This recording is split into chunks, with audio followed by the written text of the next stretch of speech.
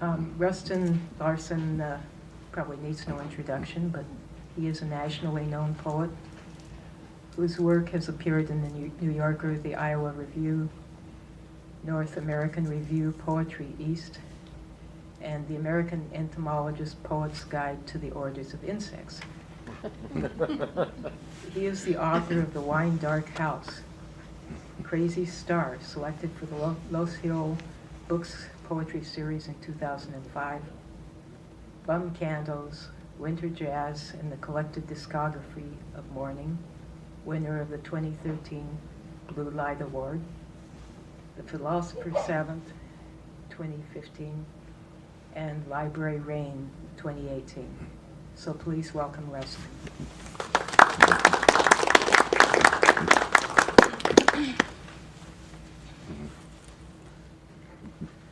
Thank you, Suzanne.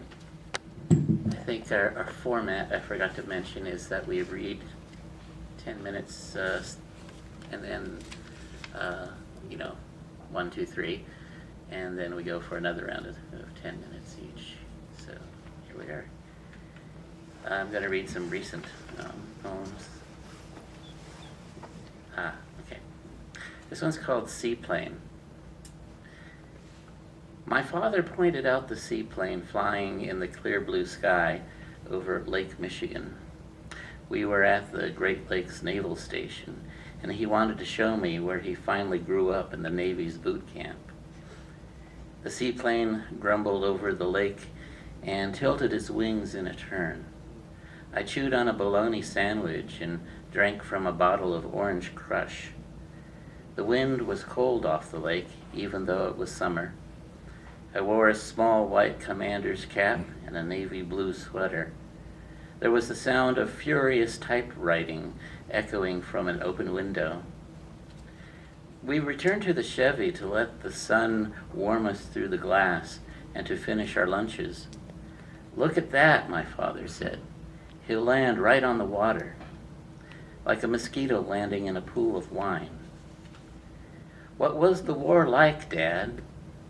He stared at the seaplane, his eyes wide, remembering. I saw many places and many things I would not have otherwise seen, he said.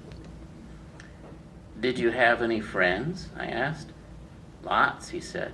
Some of them I met right here.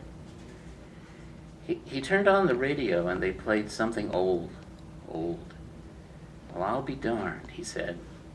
He chuckled and he started the Chevy and we drove all the way back to Iowa. I eyed the hood ornament as we flew along. It was a silver jet. It flew low, sometimes below the tips of the cornfields, sometimes level with the water of rivers we crossed.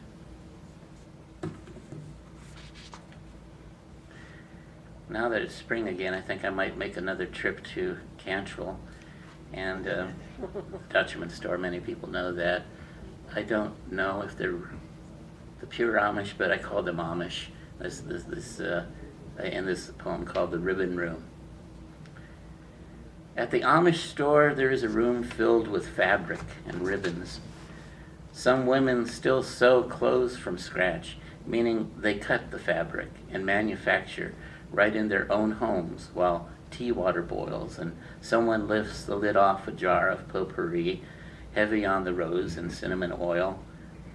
I drove to the store in my car down a ribbon of pavement.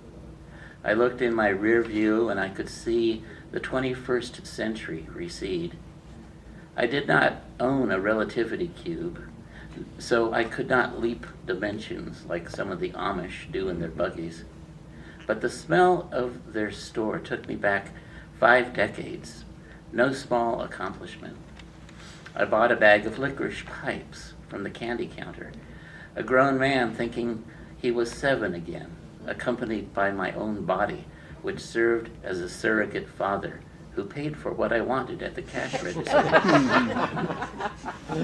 I passed through the ribbon room looking for what? For whom? My grandmother would buy fabric and make me pajamas, for example, but I did not find my grandmother in the ribbon room. I had a long chat with my father on the drive back to the 21st century, meaning I muttered things to myself. As the landscape darkened and deer started to mill about on the shoulder of the highway and search for the brightest point.